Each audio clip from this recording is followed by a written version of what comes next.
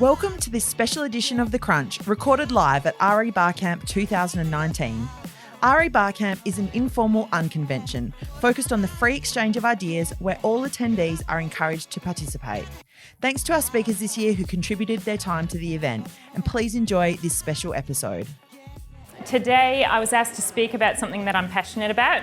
And unlike going to most real estate conferences where they will talk to you about the practical things like, if you door knock 30 houses around your listing, you will create an amazing pipeline. That's true, but it's not what I'm passionate about. What I want to speak to you today about is about developing your personal leadership. And that's the leadership of yourself. And I'm going to share with you 4 habits that have helped me to have a more enjoyable and more fulfilling life. Now, for those of you who don't know me, after 10 years of working in an advisory role in WA Parliament as an advisor to the Vice-Chancellor at one of the local universities, I decided to quit my job and focus on investing. This was back in 2006. At the end of 2007, and within months of that decision, things went horribly wrong and the GFC happened. As it turned out, I lost a fair bit of money, and as I approached my 40th birthday, it was time to find a way of doing something that came naturally to me, connecting with people. I started in real estate in 2010 as a solo rep and was advised that it would take everything to get off the ground, like a 747 getting off the ground. And I quickly realized this was true. I set big goals, I became committed rather than interested, I made massive sacrifices, I did the work, and I had the power. And after 5 years and countless awards, I had achieved enormous goals I had set for myself. But I was completely burnt out and really unhappy. I had really struggled to juggle my family and my career, despite having an incredibly supportive family and partner. I felt like I looked like I had it all, and I did, but I was really unhappy, which isn't having it all. In fact, I was so unhappy that I'd convinced myself that on the assembly line where they made people, they must have run out of happy when I went past.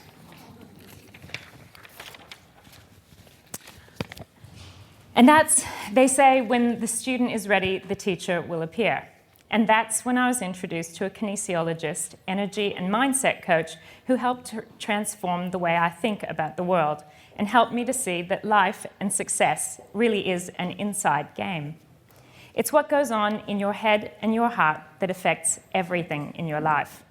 For me, this has meant being completely honest with myself about who I really am and what I really want.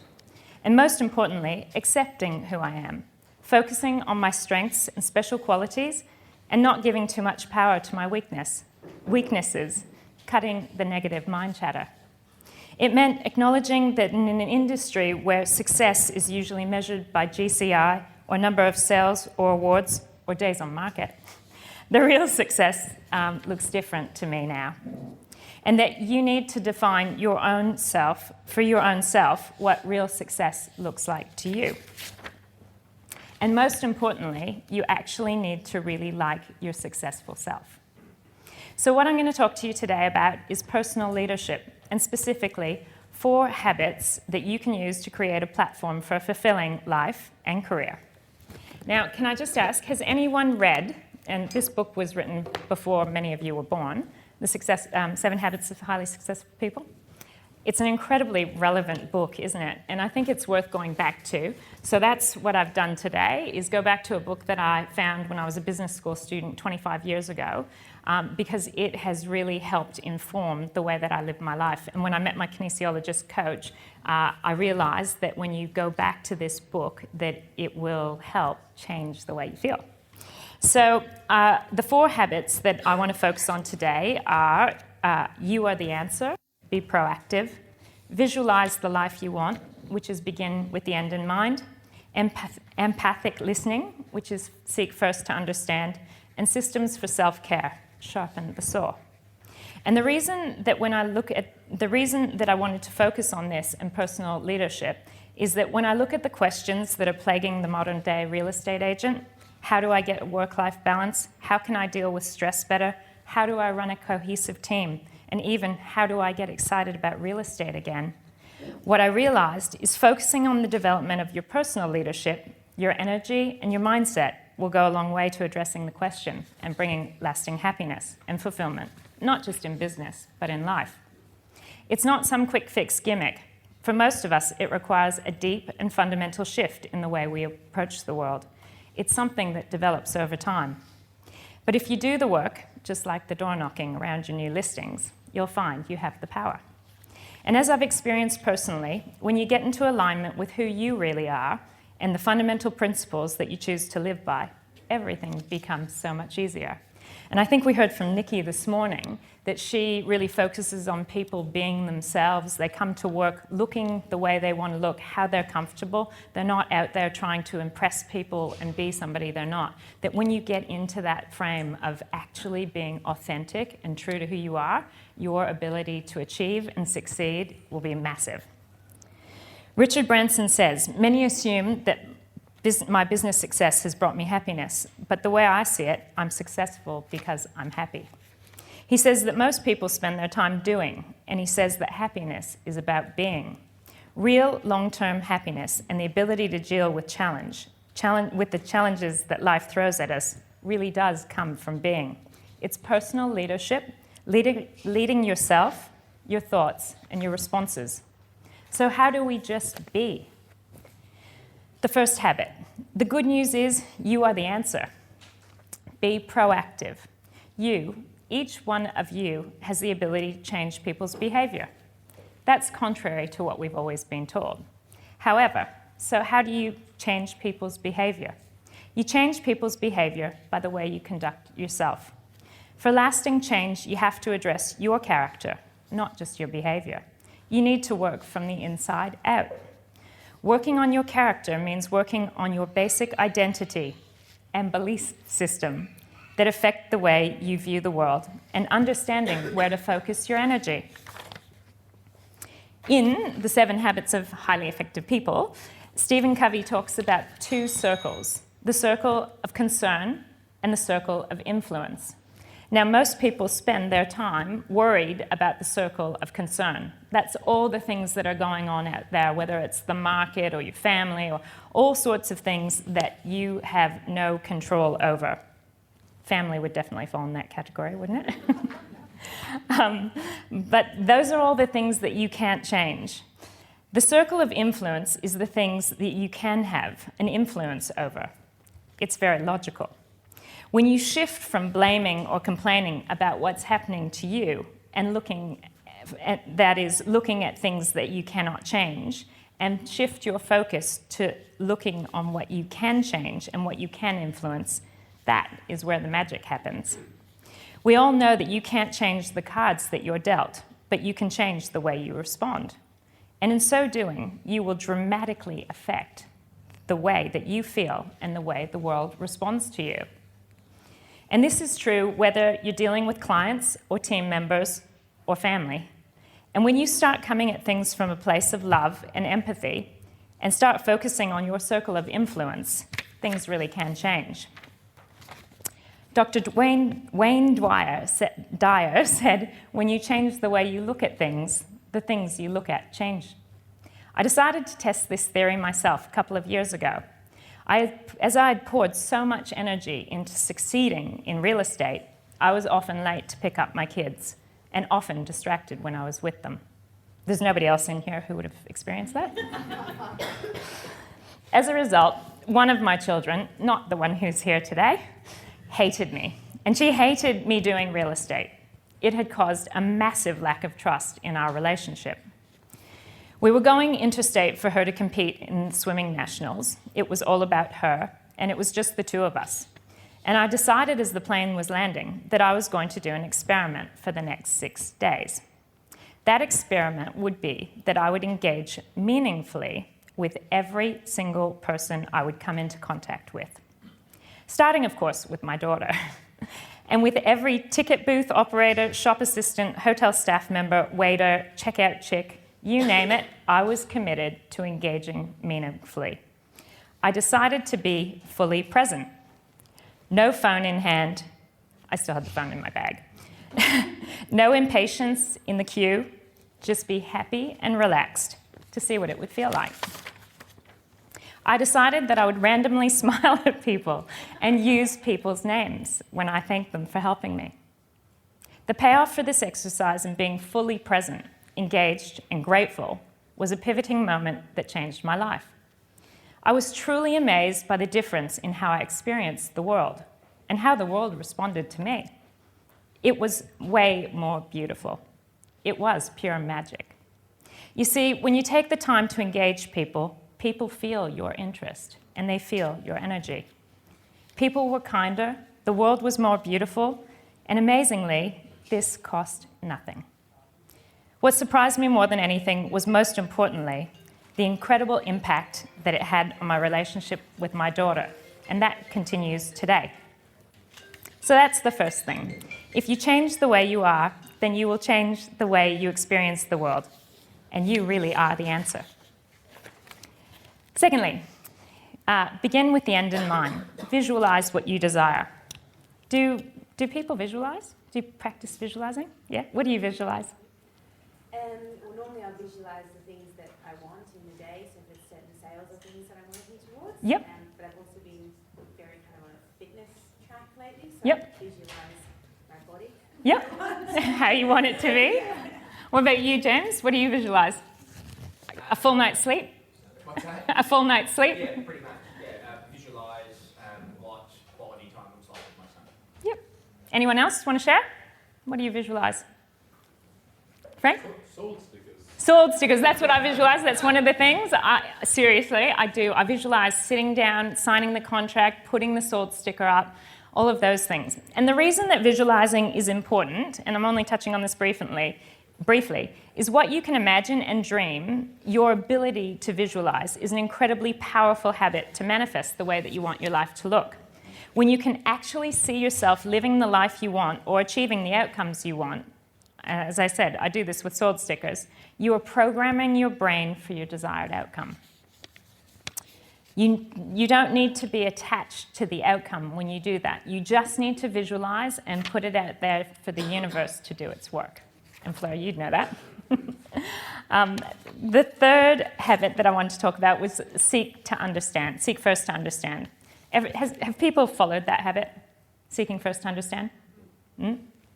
Because for me, with clients and with everyone, it's one of the most powerful habits.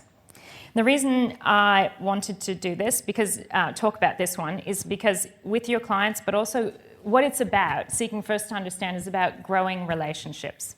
From leadership lectures to parenting podcasts, we are continuously reminded that people need to feel listened to and heard. And I think this is really powerful with your clients. Seeking first to understand is about creating those meaningful relationships and playing the long game. It becomes not about sales, but about helping people and making a difference. And it can be incredibly useful in handling stress. Our jobs and our lives as agents, business owners, parents, and children are inherently stressful.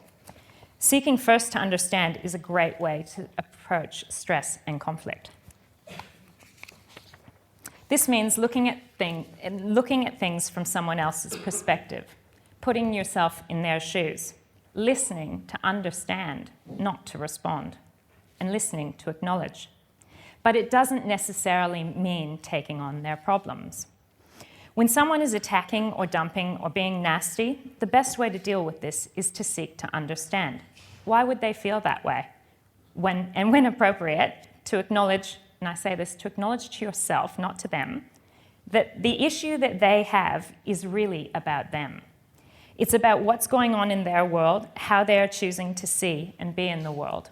Now, I think we would all know with our clients, there's often they tell us they're selling because they're upsizing or downsizing or whatever it is. We have no idea what's going on in their life. Even clients where you've known them for a long time.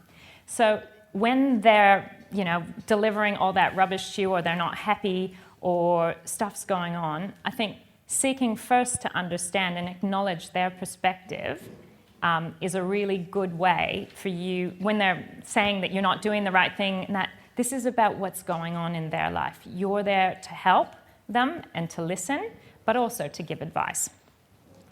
So when a client is being difficult or unkind, what I do, and this is, I think, it's a strategy that's very effective for me, but what I do, when people are dumping stress on me and their problems, I pretend that I've got a glass vase and that they're handing over to me all that stress and rubbish in the glass vase, and I very carefully take it, but I put it down beside me.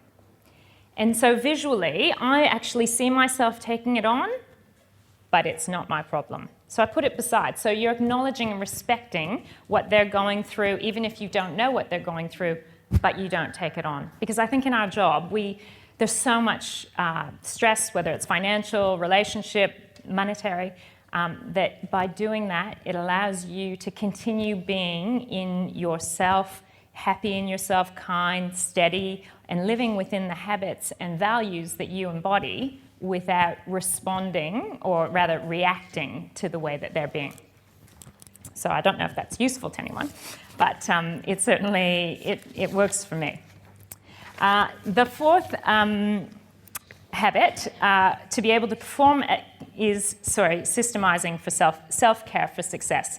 To be able to perform at a consistently high level, if that's your goal, or I guess at any level, you need to be organized both physically and mentally. You need to take time out to organize yourself. So the last of the habits that I want to share is about creating a system for organized self-care, both in your business and personally. This will help provide balance and regular opportunities for renewal. On the business side, and I think Ben's covered those things really well, I created my own productivity planner that I use, which includes something like, I don't know if people are using the Tom Panos checklist, but it's something that I use, and then I do another one, which is a weekly review, and I keep my budget for the year and my goals all written down with my call sheets, and I carry it around with me. And that's a really good way for me to know that I'm focused on my business, I'm tracking the numbers, because I am a bit of a numbers tracker, but I've got that all under control, and there's a system for it. On the personal side, these are the things that I do to keep mentally fit. I use this 5-minute journal. Now, I'm just going to share with you. This is a great, does anybody have this?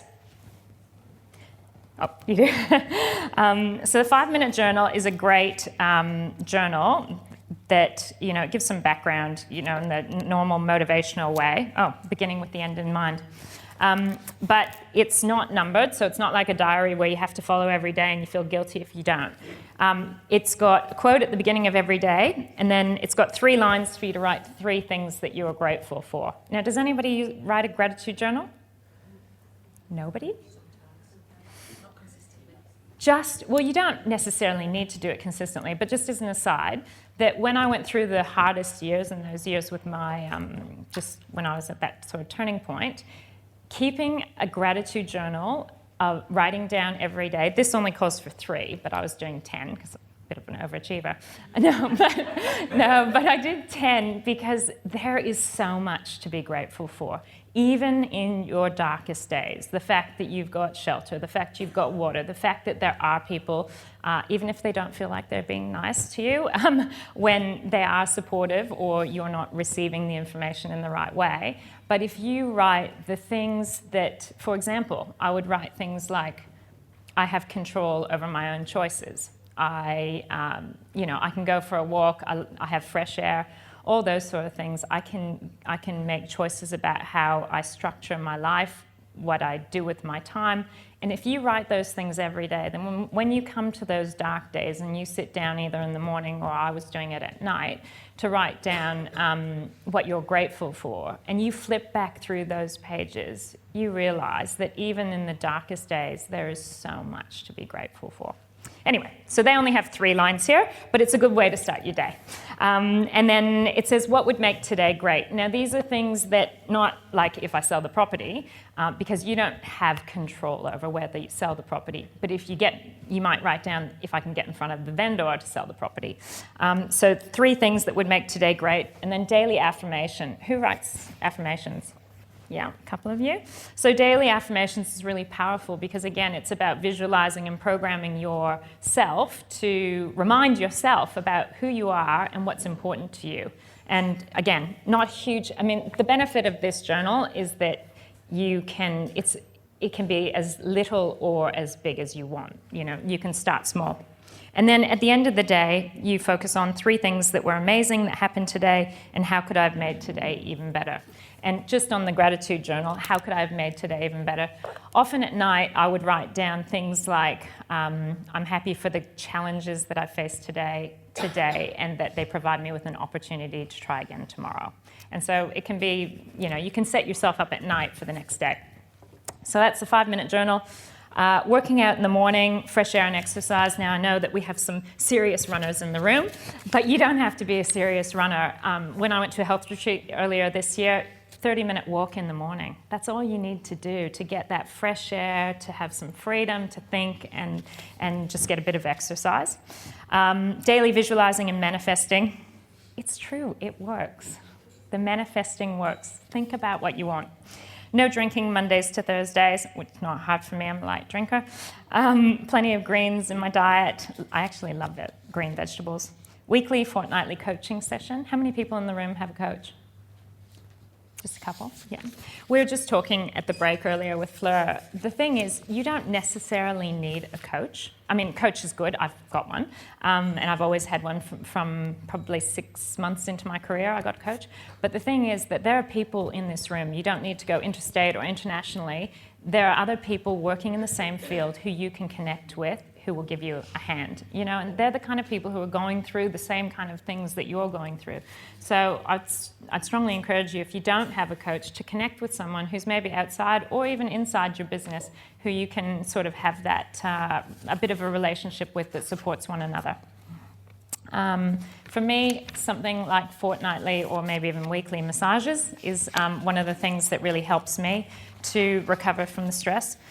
And going to health retreat or nature holiday, usually with my children, and really trying to put the phone down. And that was the other thing that we talked about at the break. I mean, I've just set up this business on my own, and I'm very lucky that my business manager, she has her license or sales registration, so it was only 10 days after I set up the business that I had to go on holiday. It was a holiday that had been booked long in advance for my 50th birthday, and she was able to do the job of showing a buyer through, and we actually sold the property while I was away, which was amazing. But what I had thought before I knew that she could do that, there are other agents in the room, perhaps, who I could have called upon to ask them to show buyer through the property. So even if you're on your own, work with other people and build those relationships. Okay, so I mentioned to Alana at the beginning that I want to share some really easy things that you could implement. So I've just put these under systemizing for self-care, and I'll just go through with them. These are things that some of them might be simple and you're already doing them, but I just thought to share with people. Nobody suggested some of these things to me. The first was about being organized. Organize a real estate agent's first aid kit in your car. In the box, you know, in a shoebox with the essentials: doorstop, blue tack, scissors, tape. Do people do that? Yeah. Everybody do that? Okay, maybe I was the only one who didn't. But I found it really powerful, and especially those doorstops. Get a credit card. So do you have a credit card that you just use for business expenses? Yep. Most people, once they get organized, they can, but especially now that you can dump your credit card statement into an Excel spreadsheet at tax time, that's very effective. Decide on your desired goals and create a template for determining what actions you need to take and tracking and measuring your success. Do the thing, have the power. And then, as I mentioned earlier, find a buddy to share accountability with. So, you know, holding each other accountable. What they say is when success is measured, when your results are measured, results improve, but when they're measured and shared, they improve exponentially. And Ben might have found that. Understand and measure your expenses and your personal and team's profitability. This is a big one, and it's not really, I haven't covered it at all today, but I think one of the biggest things is that in our industry, everybody always focuses on how much GCI are you writing. They never focus, although Ben sounds like he is focusing on it because he's leaning on the company to do all the admin side.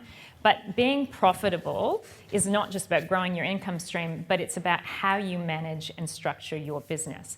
And so if you're bringing on a number of people to run your team, but your profitability is going down, then it might be okay because you might want to have more time off. It really depends on what your goals are. But what I think is that when people just focus on that GCI number, or the volume of sales, or the dollar value, they're missing the whole point. If you talk to business people, they are all about profitability. And when I say that, I'm not talking about not caring about your clients and being numbers driven, because I'm not driven to get those numbers to make a lot of money. Money is not something that drives me. It's something that I need and that I enjoy, but it's not the driver. I think, though, if you're going to do the work, you want to maximize your profitability, and I think also the enjoyment of the people who are working with you, because if you're not making a lot of money, then it's often not fun, because you don't have the resources to do the things that will create that environment that makes people happy. Creating a WhatsApp group with their sellers, is this something that anybody does? So the reason I say, yeah, a few of you, it's no surprise. WhatsApp groups are really effective. You know how many text messages we get every day? If you set up a WhatsApp group with your sellers and your admin people who are involved in the listing process, it's a really easy way to keep communication flowing. For example, the seller wants to know why the signboard hasn't gone up yet, and they text you, I don't know why the signboard hasn't gone up. Has it been ordered? I have no idea. But if we have it in a WhatsApp group, it allows Sophia, who's running the admin side of the business, to respond and say it was ordered yesterday, they promised it'll be up by lunchtime today. So it allows you to free you up for not the conversations that you don't need to have, but the things that aren't really within your realm of knowledge. And it also keeps you informed of what the seller is saying or doing or worried about, so that you can keep that business flowing. Number 7 is create a journal. Number 8, spend a few days or hours practicing being totally present. You don't need to take 6 days, but if you do, you might find it very valuable. Stop and engage with every individual you meet. And I think that thing about smiling at people or using people's names when you go to the cafe, so at the cafe I go to every morning, there are often a lot of different people. I don't know how many staff they have, but every morning when they ask me if I'm having, what my name is with my coffee, I say Stef, and I say, what's yours? And they're just completely shocked, because nobody's ever asked them what their name is. Or the guy says, regular size coffee, I say, yes, I am. And it creates that sense of a bit of fun and more engagement for them than just taking people's number every day. You're acknowledging them as a human. Fresh air and exercise clears your mind. And the last one is be kind. It's free. One of my favorite ways of being kind is letting people pass at a crosswalk. If you're from elsewhere, I don't know what your experience is, but in Perth, people put cars first. They drive through a roundabout. You get to the roundabout, there's somebody waiting to cross, and everybody keeps going. Or there's a crosswalk, and they try and sneak their car through. If you stop 10 meters back from the crosswalk and say go, and you smile at them, it changes both the way that they feel, because they can't believe somebody stopped, and it changes the way you feel. So, last thing is, just in conclusion, there's a saying that the roots create the fruit. By focusing on your personal growth, development, and leadership transformation, you can position yourself to have a more fulfilling and happier life. There you go.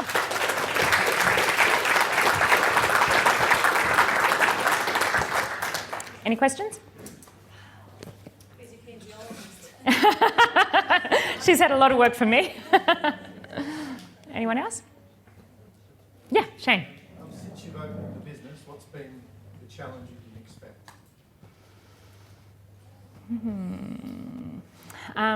Challenge I didn't expect.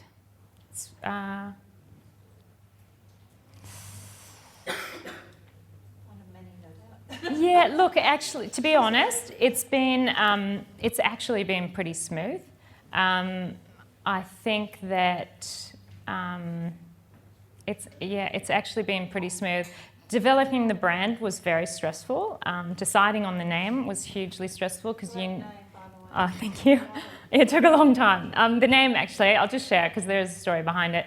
I had looked at a property long before I was getting ready to leave, and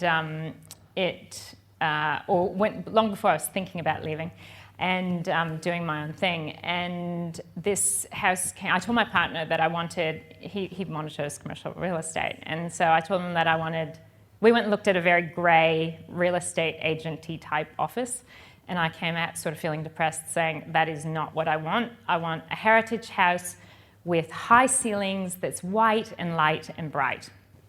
The next morning, he sends me a picture of this sort of pinky red heritage house. So I was like, yeah, we should go have a look at it. And we went to have a look at it, and the agent said, look, somebody's putting in a lease application today, so you're going to miss out unless you go straight away. And I'm like, I'm not ready. I'm not even sure I'm going to go. I just was really, just like a buyer, scoping before they're ready. And making the decision. So drove by this, and the house is in a location that's perfect for my business. So drove by, so we left, and a week later, I got my partner to call the agent, and he said, yeah, it has leased. And I was like, okay, no worries. And then about a week later, I drove by, and there was no lease sign up, and I thought, I'm going to find out if it's still available. And we called, and they said, no, they've signed a lease. I said, well, ask him for how long? And he's like, 2 years. And I was like, okay, well, we got 2 years then. And then they painted it white. And I just went, oh my God, they're making it for me. And I literally said this. I said, they're making it for me. And this is why I say the power of visualization. I don't know if it's true or not, but you might as well go with it if it seems to work for you. So I said, they're making it for me. And he didn't say anything. And then I drove by probably 3 or 4 months later, and the front door was open and the archway was showing. I could see they'd put new lights in. And I said, call the agent again. Now, you're going to be, the agent's going to think he's a pest. Anyway, he called the agent, and the agent said, mate, they're there long term. I'll see if I can find you something else. Anyway, right when I was getting ready to make the decision that I was going to go, the agent calls my partner and says, hey, not sure if you can help, but these people need out of their lease. And I'm like, I love helping people. That's what I specialize in. And they've made it for me. So that was one of the turning points where I ended up getting it. And then so I spoke to my kinesiologist, and we were like, what am I going to name it? And I said, I was like, I think I'm going to get the White House. And she said, the White House, that's it, the White House. And then I went down a different journey because it seemed a bit odd to call it White House. And then so I spoke to a naming, branding woman who put all I spent a lot of money trying to get some clever name. And I kept saying to her, I just keep coming back to White House. And she was like, nah, it's too obvious. And I'm like, but my background's politics, advising and negotiating. It's a beautiful white heritage house that my property's going in. I live in a white house. My partner's just built a white house. It's clean and bright and light, which is exactly what I want my brand to be. I want it to feel approachable and open. And she said, nah. And I was like, and another friend had said to me, when I said to her I was going to speak to a naming expert, she said, honey, you have it inside of you. You know what it should be. You don't need to go there. But I felt like I needed to go down that process in order to find, again, it's about finding out who are you really. Then right before I was about to go with a branding company, I said to the guy, I've got all these names, I'm not sure which one, but the one I came up with is White House. And he said, that's the one. And he said, that's where people want, where they go when they're getting ready to move, they want white and light and bright and clean. So then I worked with my kinesiologist, and we came up, because so many names are taken, came up with property partners, which is really about partnering with the clients to, through that journey. So, yeah, and it's been well received. So, thank you. Any other questions? Nope. Okay. Oh, yeah. Yeah, that's okay. I just wanted to ask, I know you thought about going out on your own for a while. Yeah. Before you actually did it. What was the moment? What was the moment? You finally decided. Yeah. Look, that's a really good question, and I will say that I did have a lovely franchise chasing me for a long time, and my partner is a businessman, and so when he came on the scene, I thought I could probably do it with him rather than, even though it'd be my business, but the pivotal moment was really probably approaching my 50th birthday. So, and the reason I mention those significant birthdays is there are different stages in your life when you need different things. And obviously when your children are young, your decisions are different. I always loved beautiful cars. It was just a silly thing that I had when I was a kid. And I remember driving past the billboard that had a beautiful convertible on it when I was doing a public sector job. And I thought, one day, but it's not now. And that was when I had young children, because I wanted to do a job that was steady and secure. So for my 40th birthday, as I was approaching that, the gift that I gave myself was that I had done a lot of writing and jobs advising, but very structured report writing. And that wasn't what really came naturally to me. Talking to people and connecting people was. And I had some experience with one of the real estate companies. And I was like, actually, I think I'm going to do what comes naturally to me. And so that's when I went into real estate. And like Christina, I wasn't born to be a real estate agent. Do you want to just answer it? That's okay. So I wasn't destined to be a real estate agent. In fact, my dad was a salesman, and I really didn't want to be a salesman because he talked a lot, which I guess is why I like to listen. And so I decided to give it a go and do something that I was good at. And then, so I did that for almost 10 years. And with that 50th birthday looming, I thought, I can either keep selling, and the truth is, you can make more money. That's what everybody tells me, just working as an agent. And obviously, you can just focus on the sales. But for me, I felt like the world was bigger than that I wanted, personal growth is really important, and I wanted to have a crack both at running a business and, you know, being a more effective leader and running a team. And I have 2 daughters who are 21 and 19, and I think for a lot of it, like obviously I've had that success that's measured by rankings, and I just thought, if I'm too scared, not because I don't want to do it, I knew in my heart that I wanted to do it, but if I'm too scared to do it, then where do we get female role models for people? So I sort of thought, for my own kids and for other women who want to have a crack, that at least if I had a crack, even if I failed, that at least I'd had the crack. So it was really that 50th birthday, just right there, was a line in the sand for me to make a decision. How do I want to spend the next 10 years? And what kind of, I guess, legacy and experience do I want to have over those years? Yeah. Thank you. That's it for this episode. Thank you so much for listening. We'd love any feedback or guest suggestions. So hit me up on Instagram. You can find me on Jess @Crib. And if you enjoyed the show, don't forget to subscribe and be sure to tell a friend.